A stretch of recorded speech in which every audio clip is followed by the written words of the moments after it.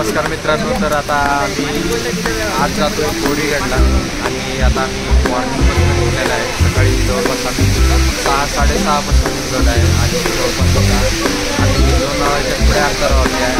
लोणावळा इथनं लगभग जवळपास मला वाटते 3 ते 4 किलोमीटर अंतरावरती राहिलं आहे आणि आम्ही थोडंसं स्टॉप घेतला आहे आणि आज आमच्यासोबत भरपूर मंडळी आहे या ठिकाणी.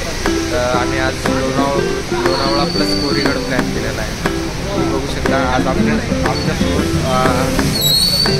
पूर्णच कार्यकर्ते आहेत आणि नवीन आहेत, बाकी सर्व जुनी मंडळीच आहेत आणि आम्ही जवळपास 7 जण आहोत आणि 4 बाईक आहेत आमच्या. सकाळपासून निघलेलो आहोत आणि पाणी भरपूर असल्यामुळे आम्हाला आमचा काही मोबाईल वगैरे करायचा चान्स मिळाला नाही आणि कंटिन्यू आम्ही मॉर्निंगपासून जसं निघतो तसा पाणी चालूच आहे. माझ्या पाठीमागे लोणावळ्याचा ब्रिज आहे.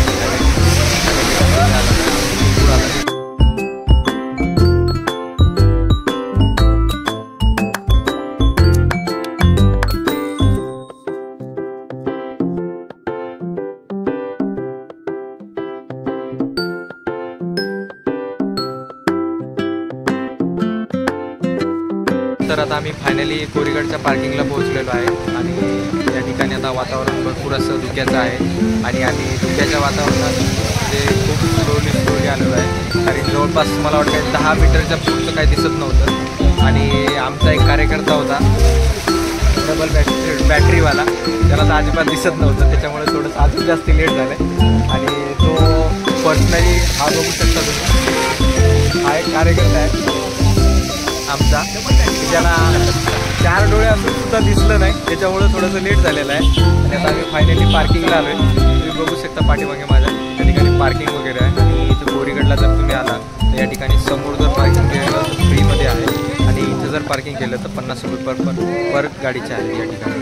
आणि तुम्ही समोर आला मॅप इथे बंद होतो, मॅप याच्या पुढे चालत नाही, तुम्हाला पैदल ट्रेकिंग चालू करावे लागेल आणि जवळपास 5.5 किलोमीटरच्या जवळपास तुम्हाला ट्रेकिंग आहे.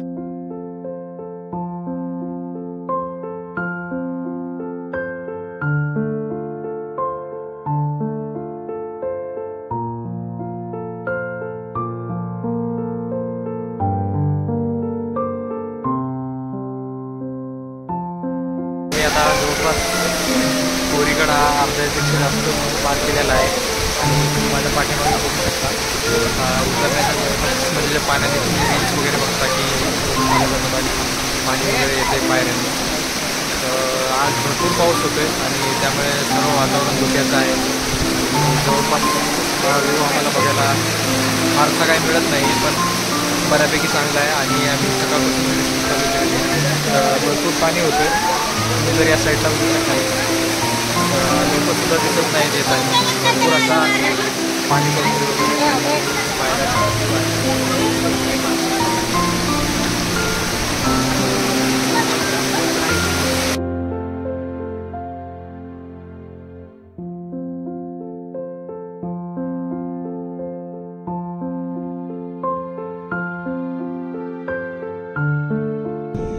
चढून आता वरती आलो आहे आणि वरती आल्यावरती तुम्हाला दरवाजातनं वरती आल्यावरती फर्स्टली तुम्हाला जे दिसेल ते एक महादेवाचं मंदिर आहे आणि तिथे एक तोफ वगैरे म्हणजे जुना आता बिघडलेल्या तोफाचा वगैरे आहेत पडलेल्या आणि ते काही असं व्यवस्थित अवस्थेत नाही आहे.